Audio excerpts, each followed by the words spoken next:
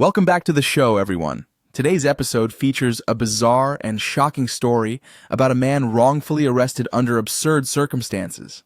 A paraplegic man in a wheelchair was accused of kicking down a woman's door, assaulting her, and then fleeing on foot.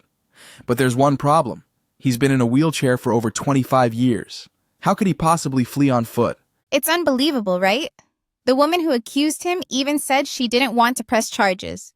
Yet somehow, this man, Charles Reed, was still targeted. I mean, he was paralyzed after being shot at 18 and has had no muscle control since then. How does a man like that even get arrested for something so physically impossible? Exactly. And what's more baffling is the fact that despite his condition being clear, the officers kept pressing forward. One officer, Officer Bellot, even emailed Mr. Reed, tricking him into coming to the station, saying it was a case of mistaken identity, when in reality, they just wanted to arrest him. It's wild how the police didn't even bother to check the details before making the arrest. Right, and when Mr. Reed arrived at the station, he repeatedly told them that he couldn't have possibly done what he was accused of. He has been in a wheelchair since he was 18. It seems like it would be clear to anyone that it just didn't add up. But instead, they still tried to cuff him and drag him away.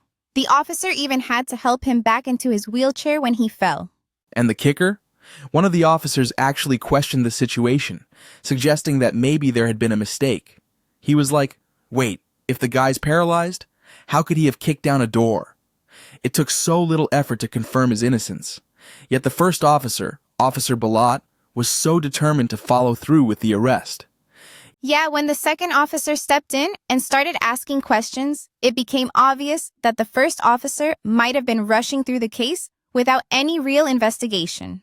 They were acting on a warrant based on a false accusation, and there was no effort to verify the details with things like medical records. It's almost as if the first officer didn't care about the truth. There was a huge failure to do basic due diligence. And when Mr. Reed asked to speak to a judge or get some clarity, they kept pushing him off, offering no real answers. The whole thing just shows how easily people can be wrongfully accused when no one takes the time to look deeper. Mr. Reed literally could have been locked up for something he couldn't have possibly done. And it all stemmed from a poorly investigated claim. Absolutely. And the sad part is, he wasn't the only one who saw how messed up the situation was. A lieutenant who was eating lunch while all this was happening didn't care. He dismissed the obvious signs that Mr. Reed couldn't have committed the crime. His indifference really highlights the systemic issues at play here. It really does.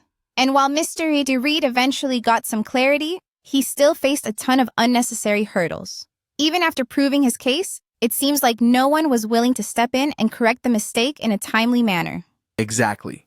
And that raises a larger question about the system. How many other people are facing similar situations, where they're wrongfully accused and nobody cares enough to do the hard work to clear their name? It's a powerful reminder that everyone deserves a fair investigation. The law should be about justice, not just going through the motions. And sometimes, those motions can cause people real harm, as we saw here.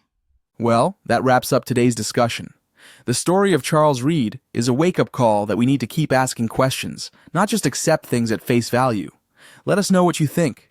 Do you think police did enough to investigate before arresting Mr. Reed? Is the system broken, or was this just an isolated mistake? We'd love to hear your thoughts. As always, thanks for tuning in, and we'll see you next time.